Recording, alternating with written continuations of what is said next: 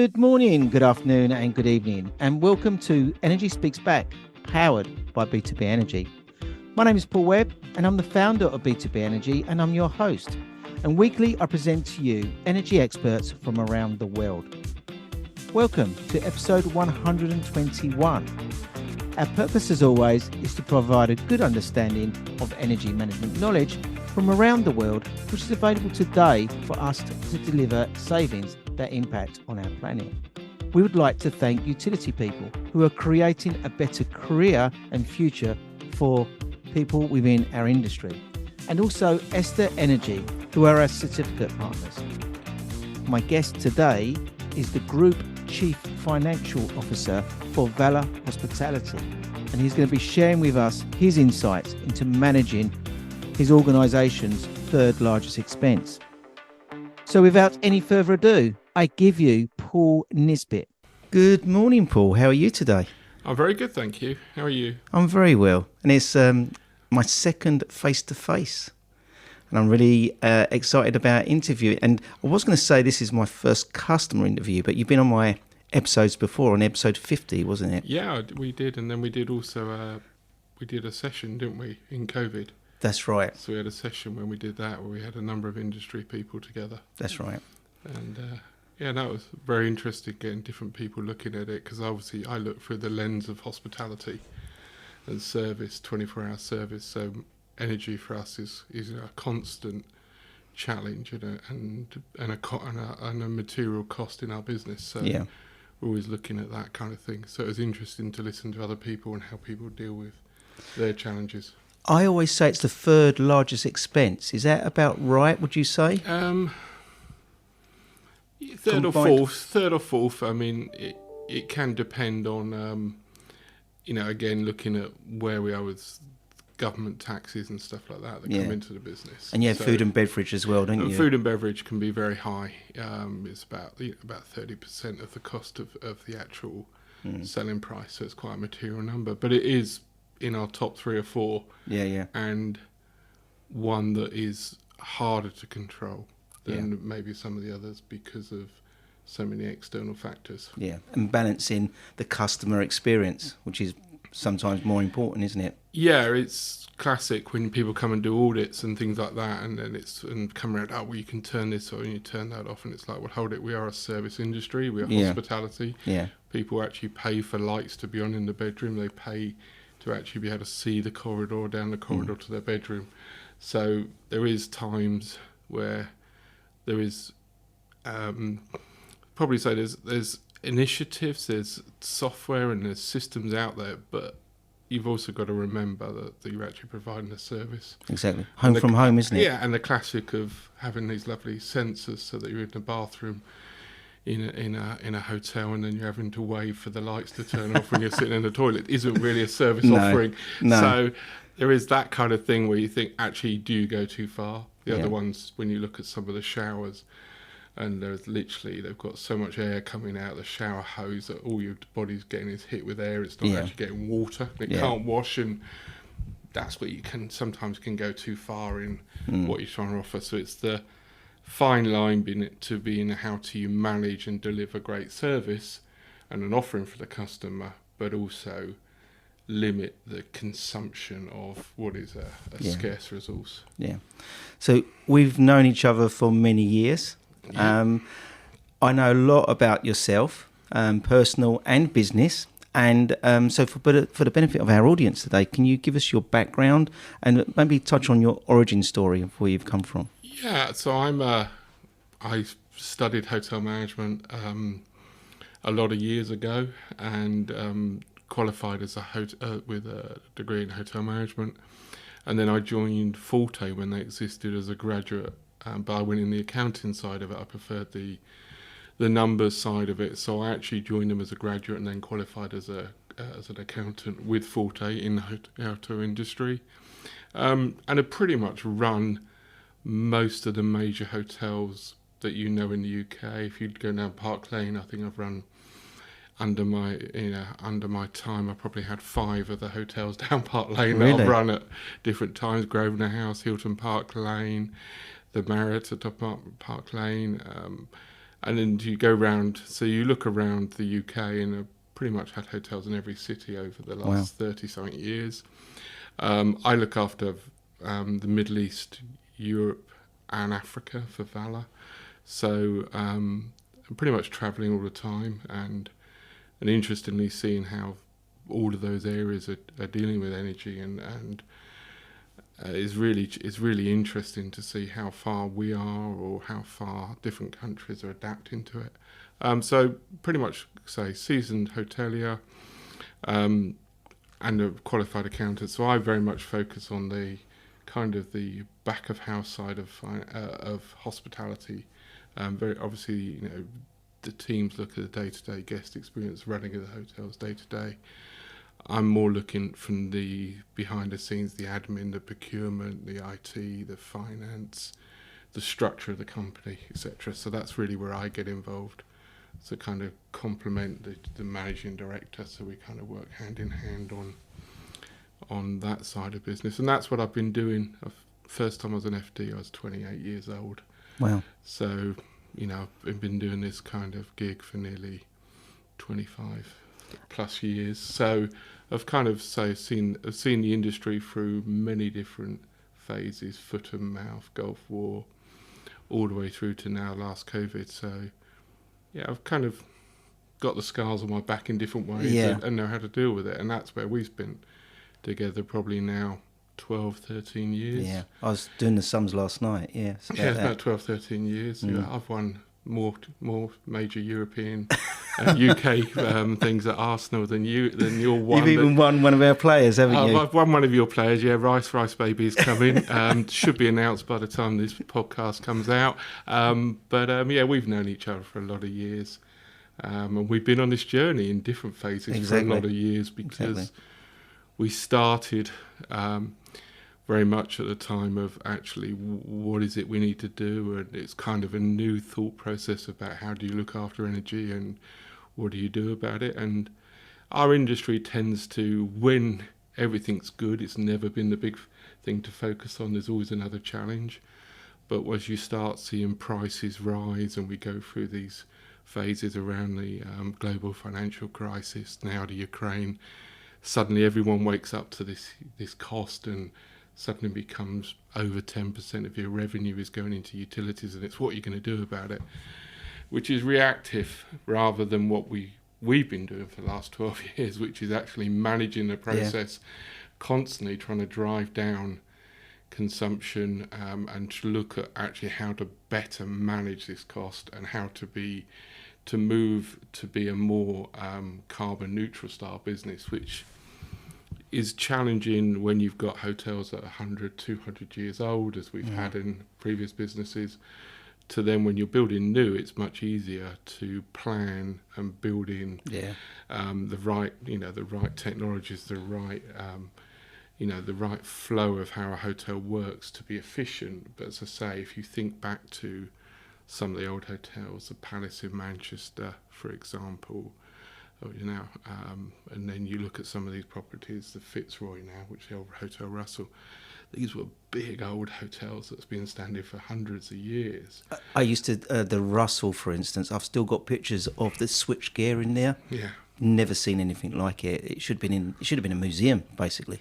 Yeah, and that's what you think about, but you can't, by nature, you can't sit there and go, well, it's such an old building, we can't do anything. Exactly. And that was the most interesting when we started this journey, was actually some of the managers of some of the old historic buildings were far more engaged in what they could do than potentially some of the general managers with the newer hotels where a lot had been done for them. So there's no excuse for anybody when they say, oh, well, my building's really old, I can't do anything about it. Yes, you can.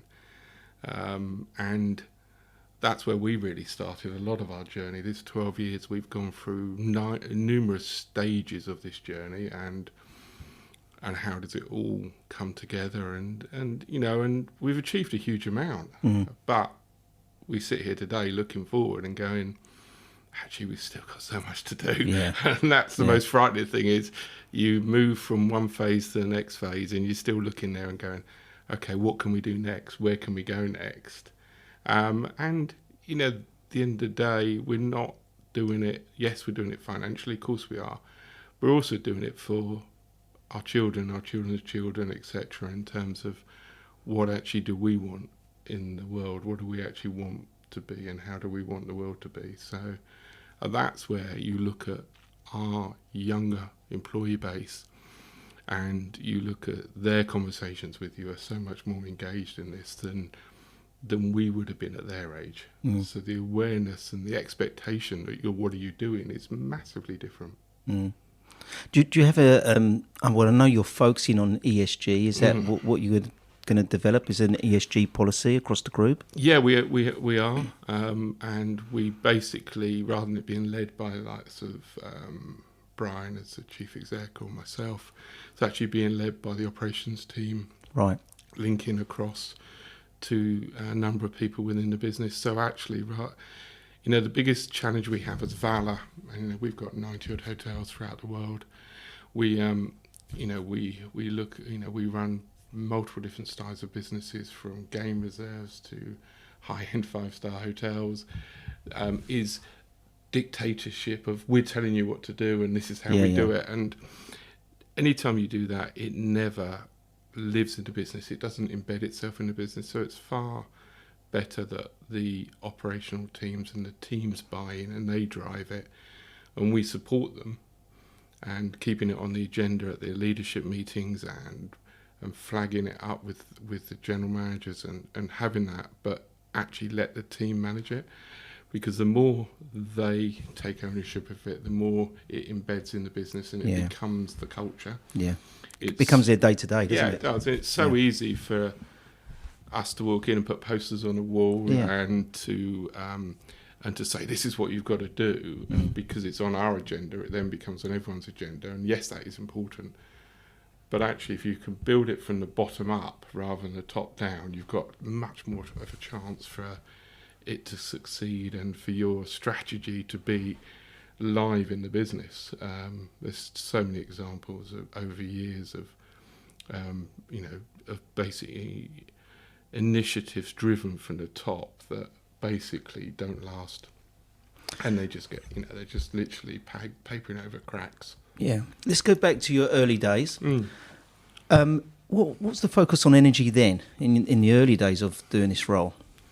Well, when we started, we took over the Barcello hotels, became Hotel Collection. We'd literally just come out from the global financial crisis, and every penny counted. And so the focus was, what can we do to drive down cost? And that's where we first met, and that was the driver, was, well, are we efficient? Are we doing what we can do? What are we looking at? So if you think about our journey, the first thing we engaged with you was to do actually audits of all the properties. So really was give us an assessment of where we are. We've just taken over these hotels, no real knowledge of the good, the bad, the ugly. And it was just get in there, give us a truthful, honest answer of where we are. Interesting, we had CHPs in, but they weren't working. They've been in place for 15, 20 years. And if they were working, they were noisy, they were cumbersome, they were being turned off. Sorry, bear with me. They were being turned off because they were affecting the guest experience, because the noise was horrendous. Remember Blackpool being a classic example. Right in the middle of the courtyard, wasn't it? Right in the middle of the courtyard. Where would you not put a CHP unit? Right in the middle of with the bedrooms all around you. So we literally just gave you the keys to the hotels and said, go and tell us what we don't know, and tell us what we could do. And we really took that. You came up with an action plan, and we just worked through the principles of that and what could we do. And the fundamental of any of that starting is awareness and training and engagement of people.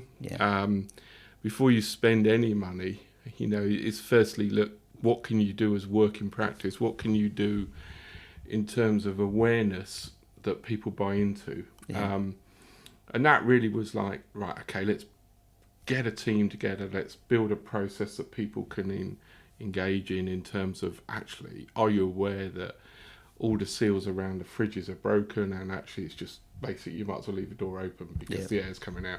Or people weren't shutting the fridges. Or people weren't shutting the fridges, or the seals, the kind of film seals onto the fridges for the freezers, pull them to the side all day because it's a pain. But actually, no, what you've just done is you've let all of that cold air out into the hot kitchen, or vice versa. So that was a kind of a starter for 10.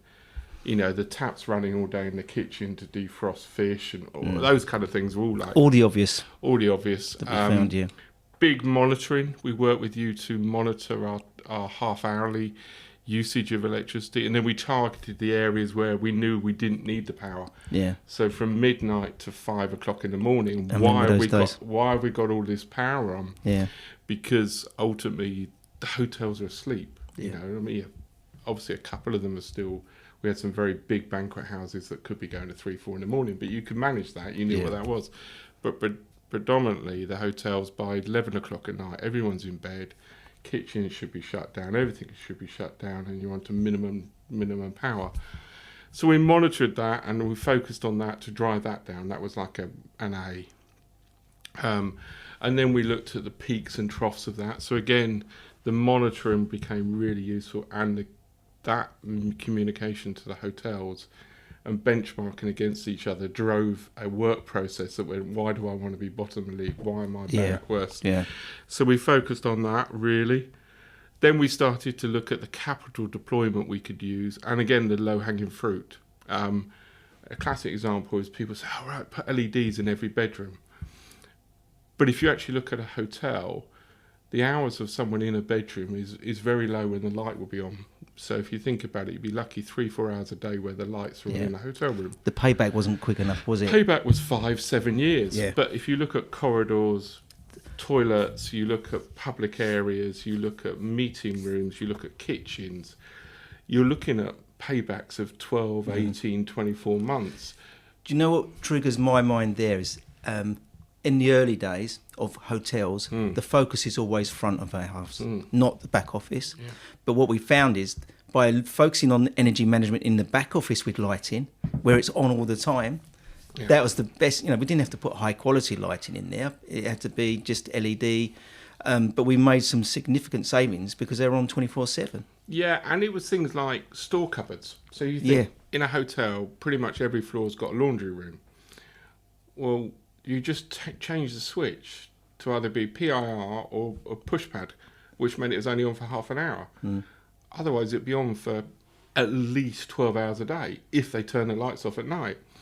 So you're thinking, hold it, you're doing that on a 10-storey building. There's 10 rooms like that just for laundry. Yeah.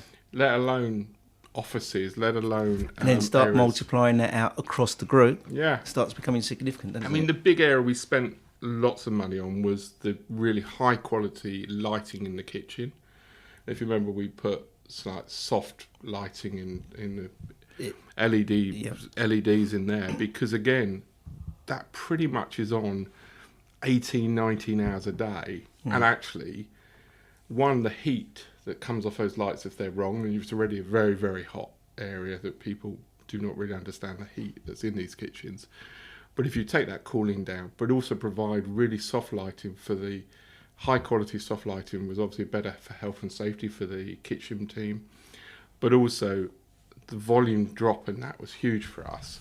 So that was a big area. And as I said, then it came to the likes of corridors where we could do PIR process, so they're not on 24 hours a day. Toilet, public areas, again, come back to this, you don't want to be sitting in a toilet and having to wave your arms because the lights all gone out. But there is ways that you can operate and provide a quality offering in there which is energy efficient. So they were the areas. We moved, obviously we touched on CHP. We then looked at replacing the CHPs that were redundant, that were not efficient, with new CHPs, and where else we could install them, which was hugely beneficial. And we've done that again in Valor, in the portfolios, both the portfolios we operate in the UK. We operate 34 hotels in the UK, and I think we've got something like 28 CHPs in those 34 operators. So it's significant where we can get in, we would have the rest if there was ability to get them in. We just can't. Yeah. As I say, we touched on LED, and again, LED is a big saving for us, but not the number one.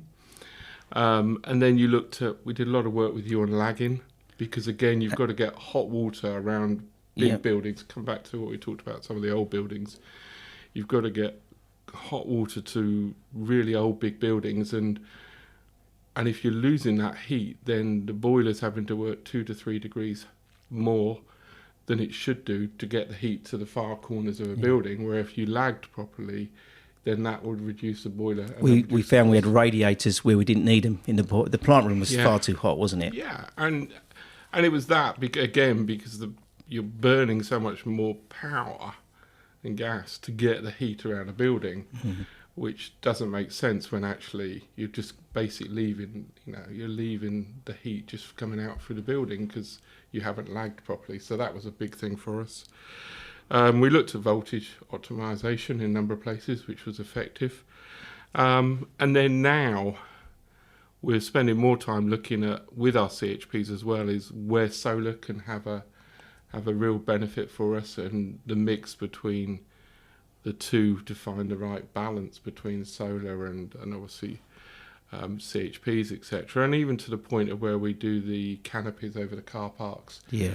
So again, you can create a better environment, so the guest experience is better. Their cars are, rather than an open car park, they're in under a canopy, which is better for them, but also directly above it you've got solar panels that can drive. And the long-term strategy with that is going to be EV. If we've got to start introducing more power into the hotels, why not try and utilise the likes of solar to drive that power?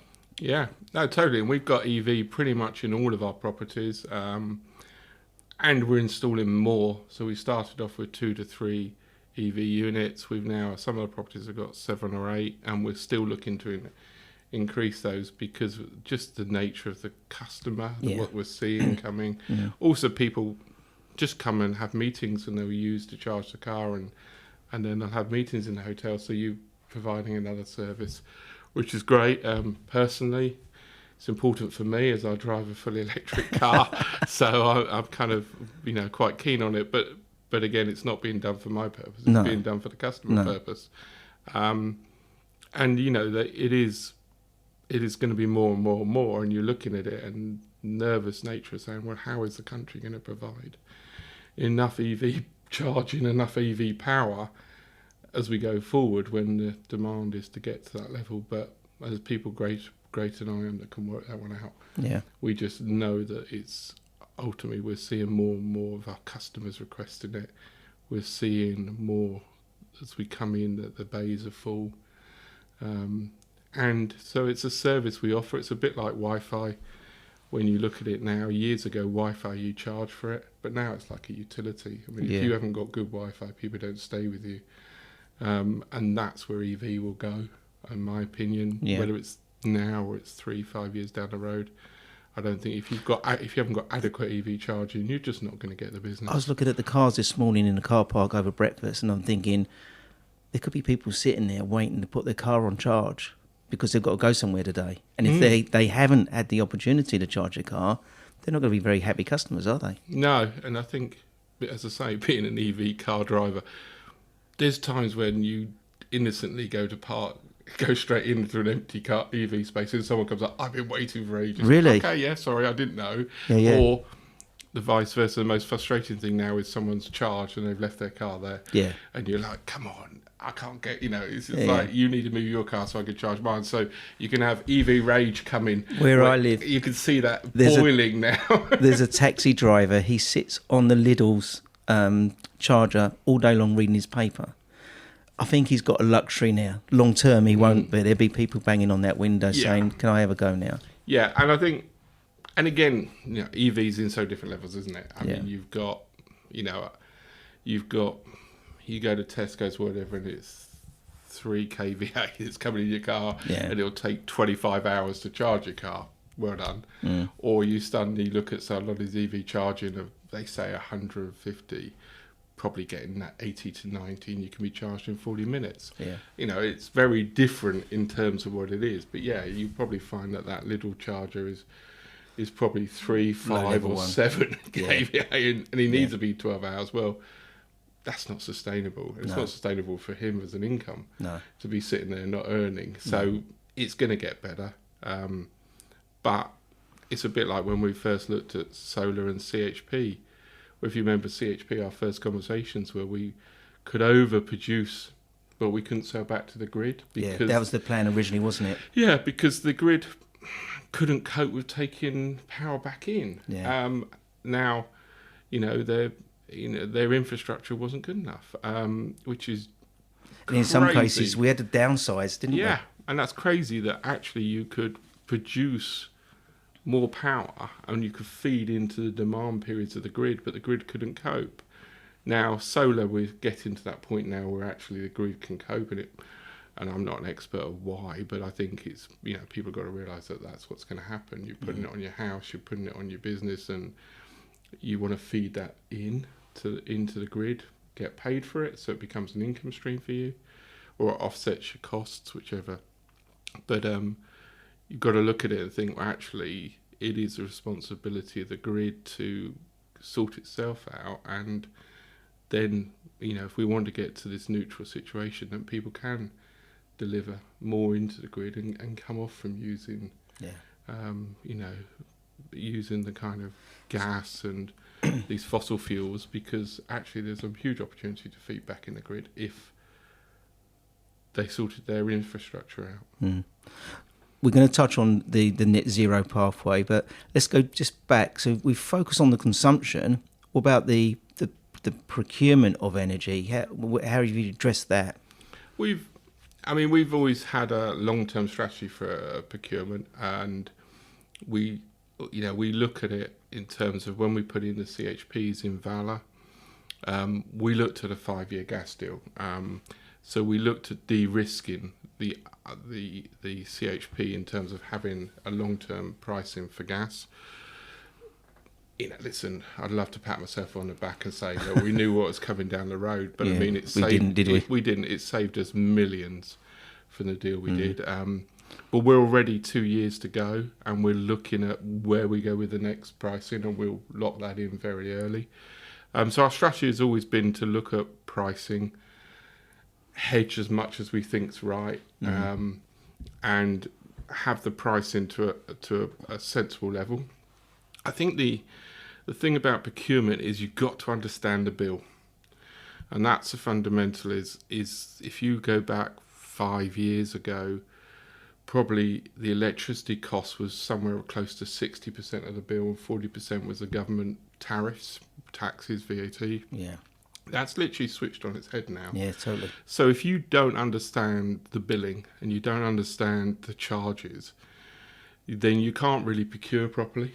And then what you do, we're very fortunate. We work with a great broker who works with us and helps, and we look at strategies and we come up with numerous strategies. I know I drive him mad when I keep challenging and looking at this and looking at that, but what I try and do is lock in the strategy so we know what the price is, and where we can is de-risk the pricing. So even if we ultimately pay a little bit more for the price going out more, what we've got is a fixed price that says that's really where we are. So you have budget certainty, really. Yeah, we have budget price certainty. Yeah. Okay, so that's the key thing, is we know what our unit price is and we know where our tariffs are going. And if tariffs are increasing, we look at what we can do to mitigate those. So we look at it in that way. So that's why I say you've got to know your billing. You can't just look at a price and go, well, that's what it is. You've got to understand how do things get made up. Things like red zones, day and night, all these things that come in, different tariffs that come in, what can you do? Then it focuses on consumption. And this is what the hotels and the teams can focus on. They can't focus on price. Price is not in their control. So you take away the element that's not in their control, and then you focus on the element that's in their control. And then what's in their control is how much consumption they are using, what they should be using, monitoring of it, reporting of it. So that's where we focus on. So if you actually chat to any of our general managers, any of our finance guys, our engineers, they don't talk about price, they talk about consumption. Yeah. Because it's the only thing they can control. So they get benchmarked. We have daily reports, we have weekly reports that go out and they compare against their other hotels. They also look at, say it's based on half-hour meter readings for electricity, gas, for water. So they get a full view of what's happening. And they're quite often the GMs are the ones phoning up and going, why is this spiking? What's happened? Yeah.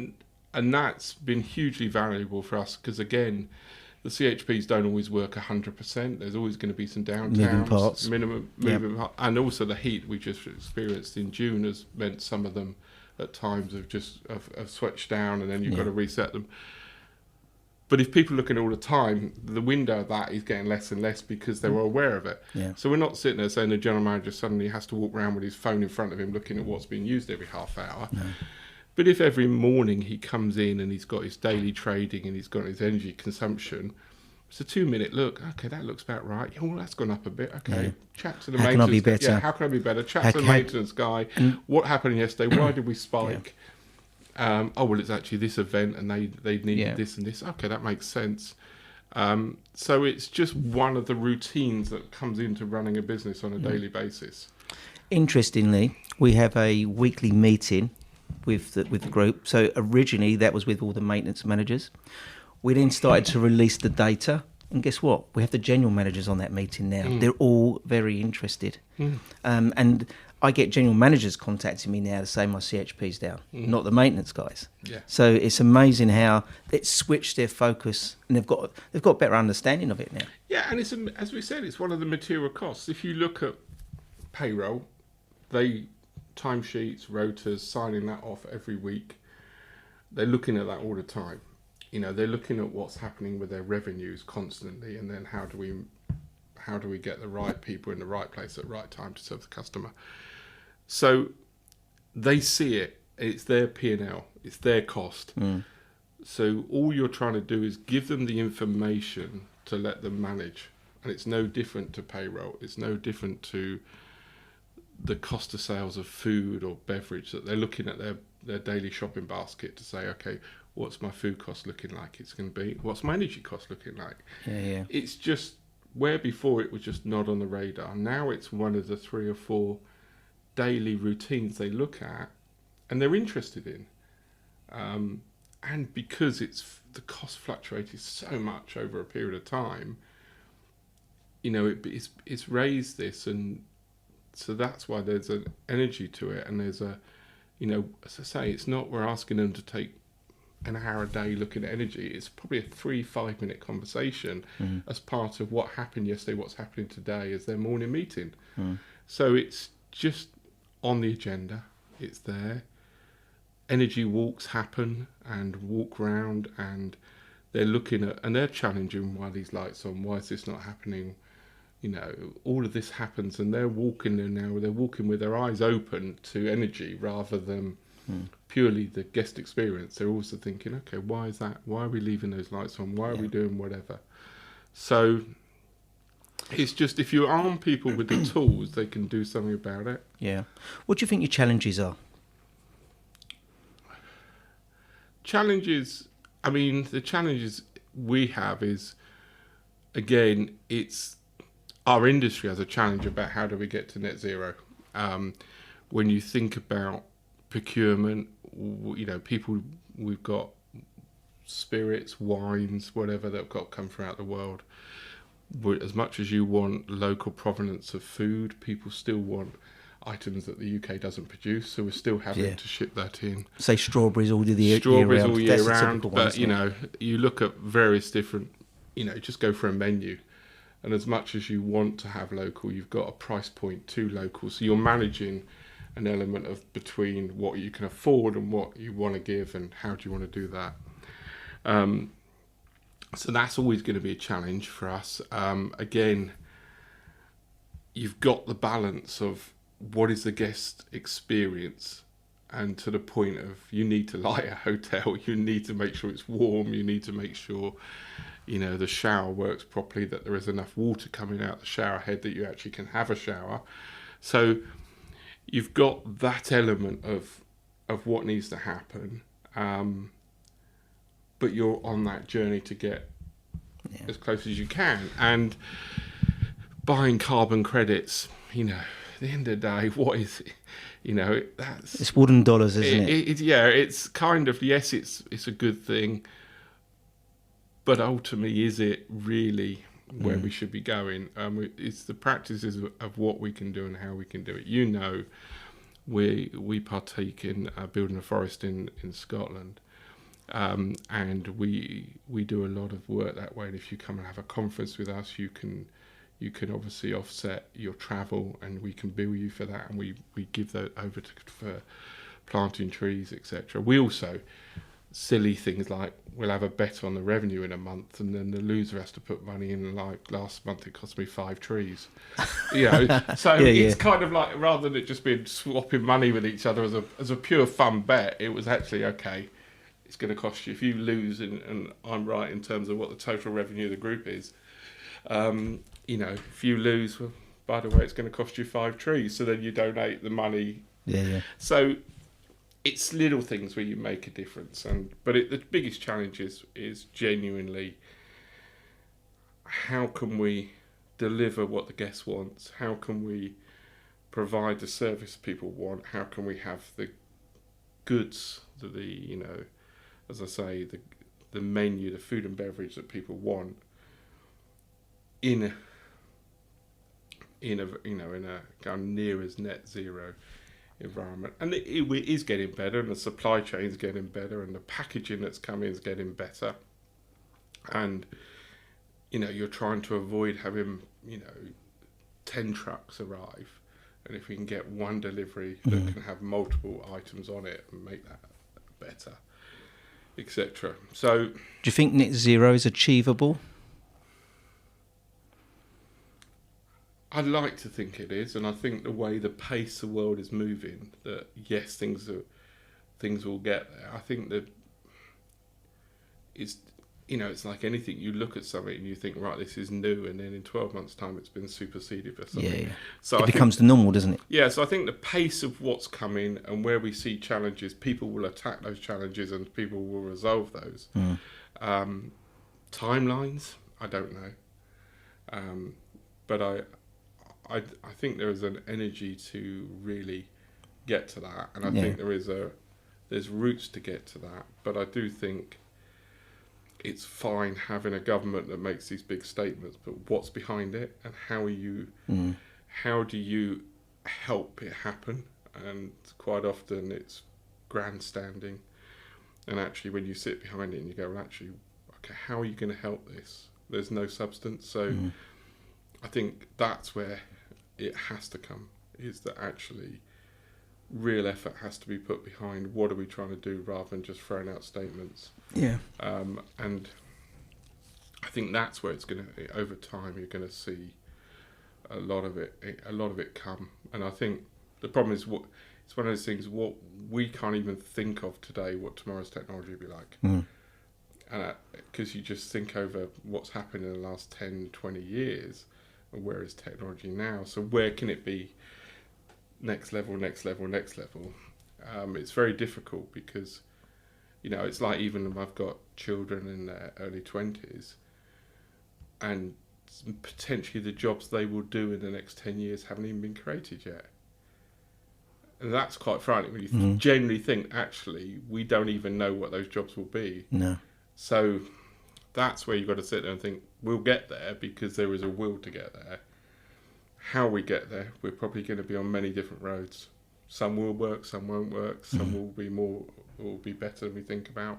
And I think that's really, we just got to be open to all opportunities, look at everything and say, is this actually the right one to back? Yeah.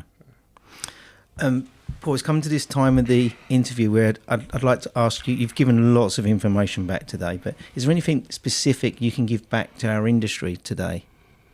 I think the things that the things I focus on is, and I touched on it earlier, you can't challenge, you can't impact something you don't know about. So you've got to get into the weeds. And I think that's the thing, like when I say about billing, you've got to get into the bills, you've got to get underneath them to know how to impact something and to change a way of working. Red zone being an example. So in the UK, between roughly 4 and 7 o'clock at night, there's a premium charge on your bill. And that's really because the grid can't cope with the demand of kids coming out from school and homework and dinners and everything. Yeah. For us, it's like having one rationale oven suddenly goes to 10 at that period of time. Now, we can't stop serving food, but what we can do is basically say, when do you need that oven on? How do you need that oven on? Yeah. Meeting rooms, if guests are leaving at 5 o'clock at night, turn all lights off until 7 o'clock at night until you need to clean them. And managing that profile. So you manage the profile of what it is. We changed our on-premise laundry to finish at 3:30 in the afternoon. Paid a premium for the staff to come in slightly earlier, but we didn't want the on-premise laundry working for 4 o'clock because the premium cost was 10 times it was the hour before. So to me, if you don't understand your cost and you don't analyze it, and you can't influence it. So I think fundamentally that would be my biggest thing is actually don't listen to what people tell you to do. Get in the weeds, understand what's impacting your business, and then the more you understand it, you open it out to the team, they'll come with the ideas, they'll tell you what they can do to save it if they understand it. And they're going to be the ideas that get delivered, aren't they? Yeah, because as I say, anything we try and deliver from the top is ultimately, is that really impacting the business? Some of it will, some of it won't. Some of the stuff that really makes the impact is actually when you talk to the guys on the shop floor, and they know where their challenges are, and then they can start coming up with ideas, and people go, oh my God, that's so obvious, but we'd have missed it because we're not doing that job every day, so we don't see it every day. And that was the benefit about doing all those assessments before, because we found so many different best practices that one hotel was doing and another wasn't, and we just brought those back to the head office as such and then put them back in. Yeah. And then when you encourage people to say, well, this is why they're producing, this is why their cost is lower than yours, this is why their consumption is lower than yours, then they go, okay, what can we do? What can we do? Yeah. And I think that's partly why we put an energy engineer into Valor, was begin, how do you get that best practice moving? How do you monitor what you're doing? And how do you then ensure that best practice is consistent across the portfolio? Yeah. And it's not something we're going to wake up every day, think about, and the GMs won't wake up and be their number one. But if you've got someone who's dedicated to that, then actually they wake up and think about that. Yeah. We had one yesterday where the GM from another hotel said, we're the same hotel as that other hotel and they're better than us. I said, oh, I'm just looking at their scoring and we've got them scored as excellent. She goes, well, I want to be excellent. And straight away, that was driving her energy because she wanted to be excellent. They all want to be excellent, these GMs. They want to drive their business down. But at the end of the day, the P&L will improve. Yeah. And obviously the environment will improve because of reduced consumption. And the owners return. And ultimately, we manage hotels for owners. And exactly. And ultimately, the more, the more profitable they are for an owner, more likely are to have more, and we can grow our business. So it's all a circle. I like the getting amongst the weeds. I may have to use that one day. All right. Okay. It is true though. It's the same as anything. You mentioned that last night over dinner. Simple to me. It's like an iceberg. Yeah. Okay. 90% of what I do is underwater. You don't see it because it's all the stuff that has to happen. The 10% is the nice stuff that comes out the front that people see, and that's exactly the same here. A lot of the stuff that to get it right, you've got to, it is that in the weeds. It's the things that happen that people don't see. Yeah. But if they don't work, and with Lee, he's going to have to roll his sleeves up and get stuck in and fight through those weeds, isn't he? Yeah, and he does. Yeah. And actually, but the reward of seeing the changes, the reward is great because you actually truly can influence something. Where sometimes you're in the middle of a job where. Can you really see the influence you're having on something? That was a question I was going to ask earlier. Where do you see the impact of all of this?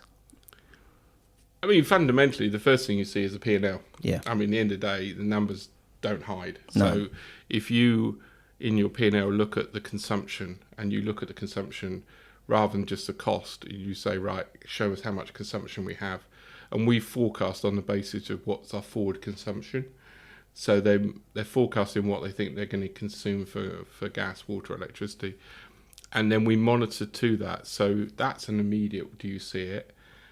So that's obviously from there. Then you start looking at, when you're looking at monitoring, you're looking at the reporting and government reporting, etc. And you can see year on year, where does your impact? We're in the ESOS period at the moment, aren't we? So of course we're looking at what's our commitment for the next few years. So again, we got to be keen at what we're going to commit to, we can deliver. So then that comes again to an action plan, right? Okay, if these are the 5 things we're going to do over these next period of years, how do we do them? Break them down, follow them up, and bite-sized chunks of what can you do. So that generally is what you're constantly looking at, but the numbers don't lie. And Exactly. That's as simple as wherever you look at it, you can fluff it up any which way you want, but ultimately, at the end of the day, the numbers don't lie. You're either achieving, reducing. For us, we would always like to. And I've been on the end of those numbers many a time with you, where we've been questioning numbers. Question your spreadsheets to make sure they add up.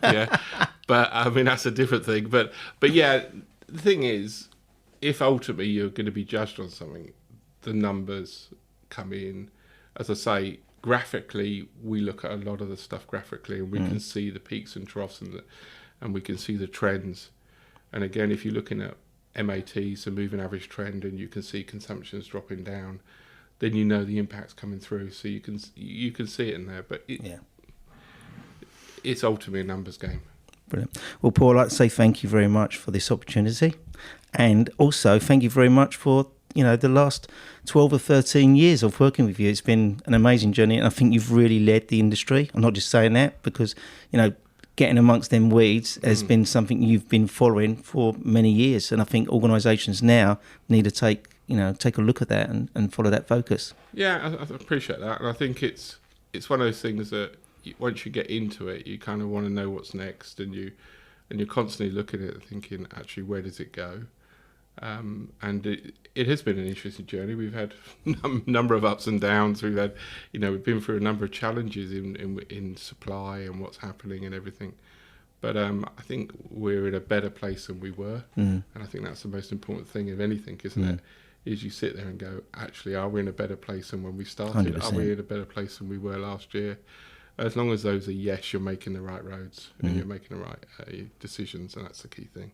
Brilliant. Well, thank you, and please, you and your family, stay safe in these times. Thank you very much, and you too.